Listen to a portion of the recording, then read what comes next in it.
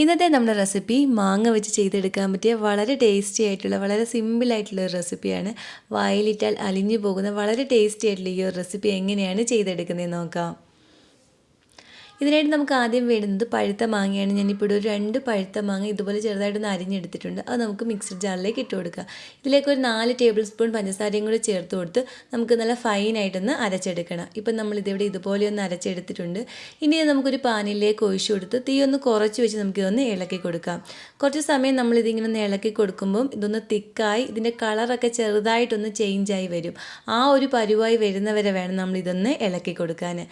ഇപ്പോൾ ഇതിൻ്റെ കളറൊക്കെ ഒന്ന് ചേഞ്ചായി വന്നിട്ടുണ്ട്. ഇനി നമുക്ക് ഫ്ലെയിം ഓഫ് ചെയ്ത് കൊടുക്കാം.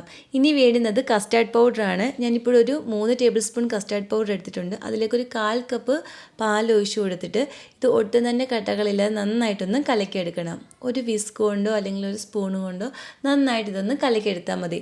ഇപ്പം നമ്മളിതിവിടെ ഇതുപോലെ ഒന്ന് കലക്കി എടുത്തിട്ടുണ്ട്. ഇനി നമുക്ക് വേണ്ടുന്നത് പാലാണ്. 2 കപ്പ് പാല് നമുക്ക് ഈ ഒരു പാനിലേക്ക് ഒഴിച്ചു കൊടുക്കാം. ഞാനിപ്പോൾ ഇവിടെ 250 ml കപ്പിന് ആണ് അളന്നെടുത്തിരിക്കുന്നത്. ഇനി നമുക്കൊന്ന് ഇളക്കി കൊടുത്തൊന്ന് തിളപ്പിച്ചെടുക്കാം. അതുപോലെ തന്നെ നിങ്ങൾക്ക് വീഡിയോ ഇഷ്ടപ്പെടുകയാണെങ്കിൽ ഇതുപോലെ റെസിപ്പികൾക്ക് ഈ ചാനൽ സബ്സ്ക്രൈബ് ചെയ്യാനും നിങ്ങളുടെ അഭിപ്രായം വീഡിയോയുടെ താഴെ കമൻറ്റായിട്ട് അറിയിക്കാനും മറക്കല്ലേ. ഇനി നമുക്കിതിലേക്ക് ഒരു 1/4 കപ്പ് പഞ്ചസാരയും കൂടി ചേർത്ത് കൊടുത്ത് ഒന്ന് ഇളക്കി കൊടുക്കാം. ഇനി നമ്മളിവിടെ തയ്യാറാക്കി വെച്ചിരിക്കുന്ന ഈ കസ്റ്റാർഡ് മിക്സ് കൂടി നമുക്കിതിലേക്ക് ഒഴിച്ചു കൊടുത്ത് ഇതൊന്ന് ഇളക്കി കൊടുക്കണം. കസ്റ്റാർഡ് മിക്സ് ഒഴിച്ചു കൊടുത്ത് ഉടനെ തന്നെ വേണം നമ്മളൊന്ന് ഇളക്കി കൊടുക്കാൻ, അല്ലെങ്കിൽ ഇത് പെട്ടെന്ന് തന്നെ കട്ട പിടിക്കും. ഇതുപോലെ നല്ല തിക്കായി വരുന്നവരെ വേണം നമ്മളിതൊന്ന് ഇളക്കി കൊടുക്കാൻ. ഇനി നമുക്ക് ഫ്ലെയിം ഓഫ് ചെയ്ത് കൊടുക്കാം. ഇനി നമ്മൾ പുഡിങ് ഇവിടെ ഇതുപോലെ ഒരു ബൗളിലാണ് സെറ്റ് ചെയ്യുന്നത്. അതിലേക്ക് നമുക്ക് കുറച്ച് റസ്ക് വെച്ച് കൊടുക്കാം.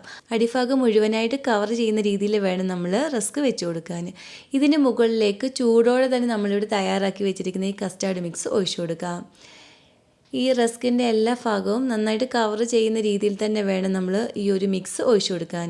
ഇതിൻ്റെ മുകളിലേക്ക് നമ്മളിവിടെ തയ്യാറാക്കി വെച്ചിരിക്കുന്ന ആ ഒരു മാംഗോ പൾപ്പ് കൂടി നമുക്ക് ഇങ്ങനെ ഒന്ന് ഇട്ട് കൊടുത്ത് എല്ലാ ഭാഗത്തും എത്തുന്ന രീതിയിൽ നന്നായിട്ടൊന്ന് സ്പ്രെഡ് ചെയ്ത് കൊടുക്കണം. ഇനി കുറച്ച് മാങ്ങ അരിഞ്ഞതുകൂടി നമുക്കിതിന് മുകളിലേക്ക് ഇട്ട് കൊടുക്കാം. ഇതുപോലെ തന്നെ നമുക്ക് അടുത്ത ലെയർ കൂടി സെറ്റ് ചെയ്തെടുക്കണം. അപ്പോൾ ഇതിന് മുകളിലേക്ക് നമുക്ക് വീണ്ടും റസ്ക് ഇതുപോലെ ഒന്ന് വെച്ച് കൊടുക്കാം. ആ മുകൾ ഭാഗം മുഴുവനായിട്ട് കവർ ചെയ്യുന്ന രീതിയിൽ തന്നെ വേണം നമ്മൾ റസ്ക് വെച്ച് കൊടുക്കാൻ. ബാക്കിയുള്ള കസ്റ്റാർഡ് മിക്സ് മുഴുവനായിട്ട് നമുക്കിതിന് മുകളിലേക്ക് ഇങ്ങനെ ഒന്ന് ഒഴിച്ചു കൊടുക്കാം. ആ സൈഡ് ഭാഗത്തോട്ടൊക്കെ നമ്മൾ ഈ ഒരു മിക്സ് ഇങ്ങനെ ഒന്ന് ഒഴിച്ചു കൊടുക്കണം. ഇനി നമുക്ക് ഇതിന് മുകളിലായിട്ട് ചെറിയൊരു ഡിസൈൻ കൊടുക്കാൻ വേണ്ടി ബാക്കിയുള്ള മാംഗോ പൾപ്പ് നിങ്ങളുടെ കയ്യിൽ പൈപ്പിംഗ് ബാഗ് ഉണ്ടെങ്കിൽ അതിലേക്കൊന്ന് നിറച്ച ശേഷം നമുക്ക് ഇതുപോലെ ഒന്ന് ചെയ്ത് കൊടുക്കാം.